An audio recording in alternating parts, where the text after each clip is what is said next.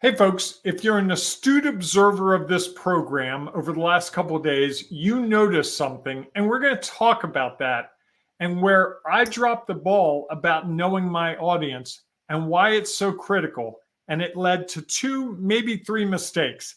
And I'm responsible because I didn't take advantage of knowing my audience. So, all that more is coming up on episodes 928. I almost said 728. 928 of today's Antidote. Stay tuned for today's Antidote, brought to you by the Renegade Success Network. Today's Antidote provides an opportunity for business owners and leaders to discover what is real for them and to be impacted by what is real for others. That is the Renegade way. Let's get real. We all face challenges and get stuck occasionally and are looking for an antidote. Each weekday, this show dives into a topic that may have you stuck, frustrated, and uncertain. Our goal is to share our value in an effort to help you find that one thing, the antidote to your challenges, so that you can get results and make more money. And now, Renegades, we bring you Bob Graham and Tom Brush. Tom, whoa, we're on the opposite. Stop the insanity. So first of all, before I forget, because I did this a couple days ago, I actually played the audio music in that opening against the soundtrack of The Office. You told us that. No, I did, but I didn't do it. I played one and then the other. I didn't play them at the same time. It's almost like cadence to cadence to cadence. So to the fine folks at The Office, I probably had thoughts of you when I picked the audio. Well, and didn't we have the conversation about there's only 3 types of harmonies that they use in all songs?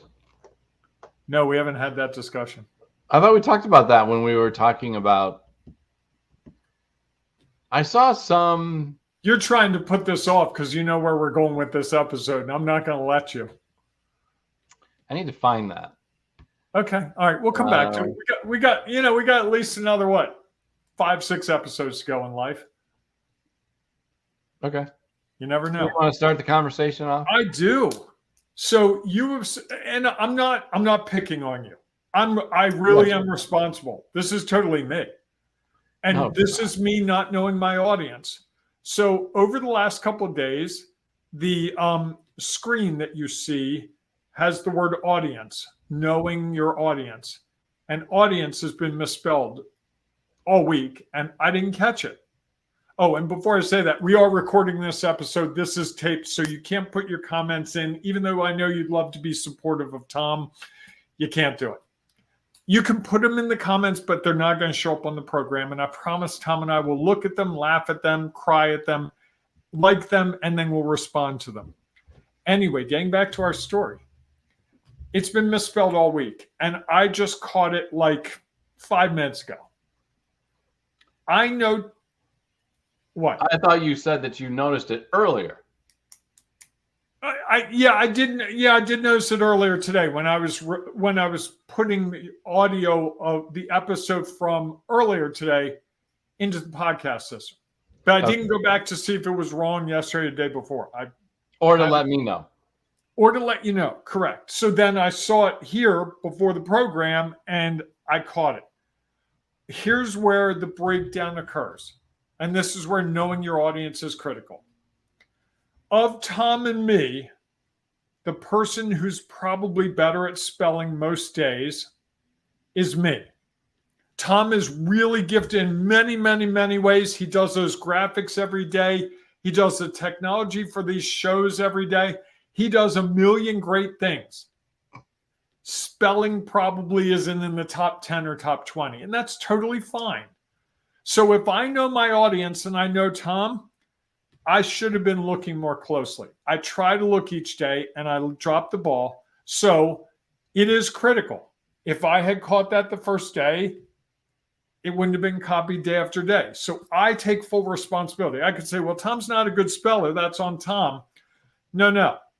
I know that about Tom. I know my audience. I know what I need to do. I didn't do it. So as we talk about knowing your audience, it's critical. There's a simple example. The world's not coming to an end because we spelled audience wrong for 4 days. It really isn't. 3 days, I guess. 3. Thank God we don't do Wednesday now, right? Correct. But knowing our audience is really critical with your business and knowing it really well. Some of the things I've worked with clients on where they haven't known their audience till we've done the investigation. How do they like to pay you?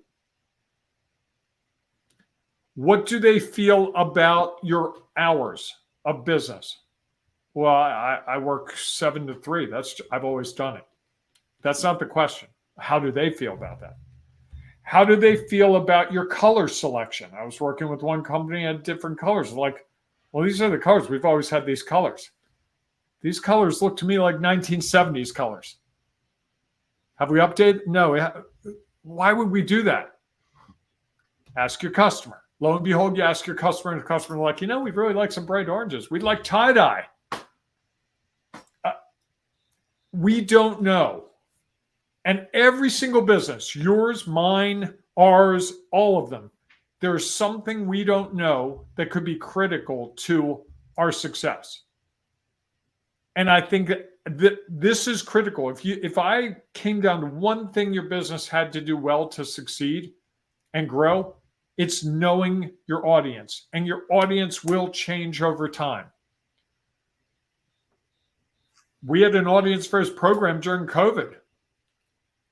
We had a party 3 months after we started the program. We had a Wednesday night party online. It was a great time. We had 30, 40 people there? Something like that. We couldn't do a party on a Wednesday night right now and get 30 or 40 people. They were all trapped in their homes. They had nothing else to do. This was something exciting. Now we're all back to our lives. Wednesday night, people are taking the kids' games, they're going out to get pizza. Date night. And our audience has changed. It doesn't mean that we aren't doing what we need to do. It's just we need to recognize that change and accept that and correspondingly react to that how we need to. And I think with all the technology we have now and with as fast as business moves now compared to 20, 30 years ago, it's hard to stay up to where your business is. How many things have you been to in the last month or two where people are talking about ChatGPT? Too many. Too many. It's only been 3 or 4 months, 5, 6 months maybe. And that's everywhere. That wasn't available a year ago. And I know people using it to do first draft of stuff. I know people who are doing the final draft of stuff with it. I know people who don't touch it. I know everything in between. But to not know about it and go, you know what? I heard about this ChatGPT thing, but it has no use for me. Maybe yes, maybe no. And knowing your audience and how it might help your audience, because if ChatGPT could give simple answers to questions your audience is always asking you, why wouldn't you consider it? What do you think about all that? There's a lot in there. A Taylor Swift song, there's the part where she talks in the middle. Which song is that? Almost every one of them. Okay.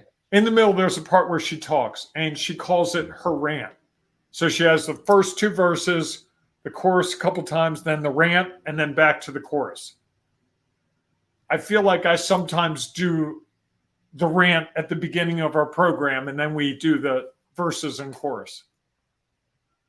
Maybe that's what your audience wants. As brave enough as to compare myself to Taylor Swift.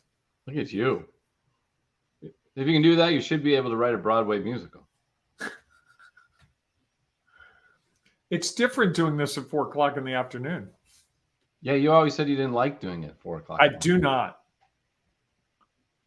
Well, that's why it's fair not to do it at this time. Going back to another conversation that we had, where there was a conversation that we thought we might have known what our audience wants. No, we were going to try to find out. Okay. If a different time might lead to a different result. Fair. So what are your thoughts on this topic? Everything you said. Okay.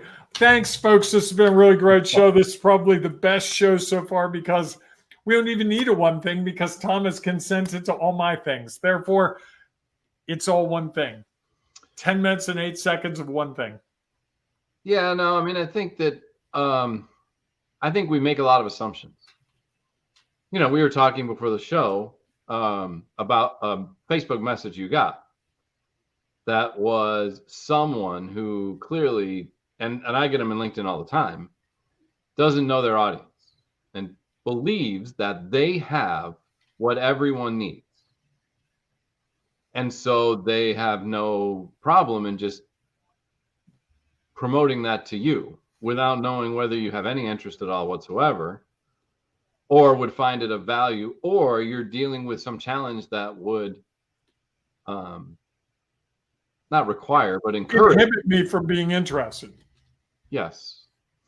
And I think that's, those assumptions that we make are the things that get us in trouble. Well, I know that what I have is the greatest thing since sliced bread and everybody else is going to want it, so I need to share it with them. And which is fine. I told a whole group of people that yesterday, that you need to share your value. Let someone else determine what value they find in it. And you can never know or understand all the value that people take from it. So there's nothing wrong with sharing it, I guess. Although I do think that there comes a point when I'd be curious how many people have responded, because I can't imagine you're the only one that this person. Oh no, this went to many people. The way it was. Oh yeah. Might be an interesting follow-up message to that person. What were your expectations with this? What was it about me that got you thinking that I would be interested in this? And why didn't you include a last name? That might help too. Yeah. That's the first sign to me that maybe you don't know your audience, because I transact in a world where you have first names and last names, unless you're Bono or Cher. You wouldn't deal with those people? I don't know.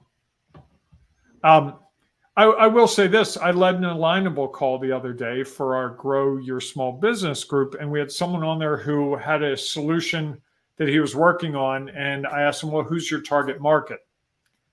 And he said the answer that we always get. Everyone. And it was a solution around helping people overcome negativity. He's like, everyone needs this. There's no one competing. And I said, well, I see a couple of competitors that you might not be thinking about. I said, my church would probably tell you that they really work to make sure that I'm not negative. That's their Sunday thing, probably, if I talk to the pastor. Synagogues do that. Various spiritual things. You didn't tell him that Tom Brush doesn't believe that exists, negative? No, that would blow. This is how the call went. One of the people on the call sent me a note and commended me for how I handled the call. Which you I forgot to tell you that.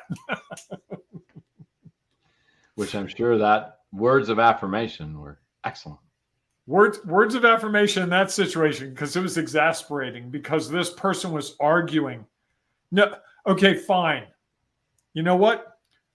I'll just do this. Every person I talk to, I'll just tell them what they want to hear, who the audience is.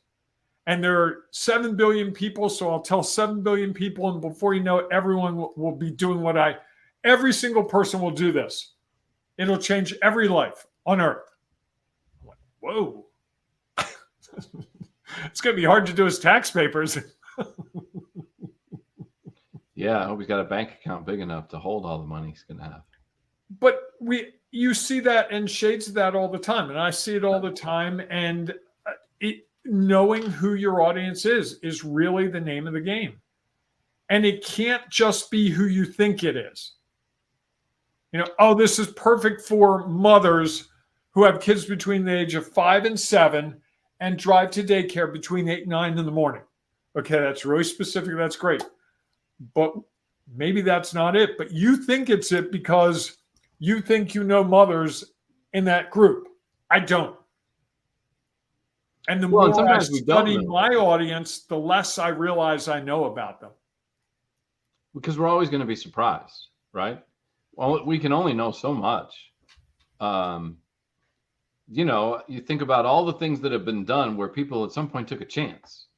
That, yes, I know there's a group of people who would be interested in this, and this is when they need it. And at the same time, there's a chance that while I'm dealing with that audience and focusing on that audience, that others may find it interesting as well. So I think it's an interesting, I think you need to, and this might be my one thing. I definitely believe it's critical to have an understanding of your audience and to be flexible enough to know that you might not have all of it and that audiences may appear that you would not have expected. I think about, I don't know why this came to my head. Maybe it's because you're going to write a Broadway musical. When Lin-Manuel, that was the example I was going to use. You literally took it right out of my mouth. I mean, he probably sat down and said, okay, well, who are the people who might be interested in this show? And are there enough of them that I can make this go on Broadway? Actually, he was told it wouldn't work repeatedly. Hip hop isn't that's hip hop, that whole thing. No way, dude. No, it doesn't fit the model. Sometimes we have to break the model too. Hence our program. We break the model every day. We do. With misspellings. That's right. So and stolen music. Yeah. And I think we didn't steal that music. Don't say that out loud. Okay. Knowing your audience, the title of this episode is probably my one thing. The more you know about your audience, the better off you're going to be. That's why it's so critical. And if you're struggling to know who your audience is and you're saying, I don't really know what's going on here, Tom and I would love to talk to you. We have some ways we can ask you some questions, give you some suggestions about how you can find that audience and figure it out. Whether you have an audience that you've worked with for years, or you're starting out, or you want to change it up, or you're starting to see your sales erode, and you have this little sneaky feeling that less and less people are interested in the VHS tapes that you're selling. Or different people.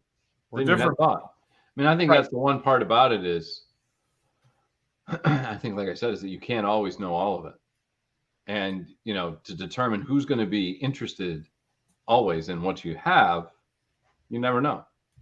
And I think being open and aware to that, you have to have something to get started. Mm-hmm. And then there's a good opportunity that when you are promoting to that audience, there will be people you hadn't thought about who will also be attracted to that, even though they aren't exactly in that audience. Look at record albums. They were really popular when we were kids. I threw them all away, bought cassettes, went online, and now look, people are buying record players and they're getting albums. I got a whole bunch I could sell you for my son if you want them back. But look at that shift and ties. That's the other thing. Ties that are fat now, they'll go thin for 10 years, then they'll be fat again. Everything cycles through, and you've got to be willing and accepting of the fact that it's going to cycle around. Will incorrect tie-dye and bell bottoms are back. What's that? Will incorrect spelling cycle back through as an acceptable in another episode soon enough? Yes. I'm fairly certain. So, Tom, I hate to do this, but you have to go. I have to go. Yeah. All right. Well, thanks everyone for paying attention to our show today. We know that we couldn't share any of your comments, but we still would encourage you to comment. And of course, if you're listening to the podcast, there's no place for you to comment. So we would encourage you to join us in our Facebook group, Sculpt Your Business, from chaos and confusion to confidence and control, where you can share your thoughts and ideas there and benefit from those ideas and value that is shared by others. So we look forward to seeing you inside of that group. If not, we will see you Monday morning, 7 a.m.-ish Eastern time for our next episode of Today's Antidote.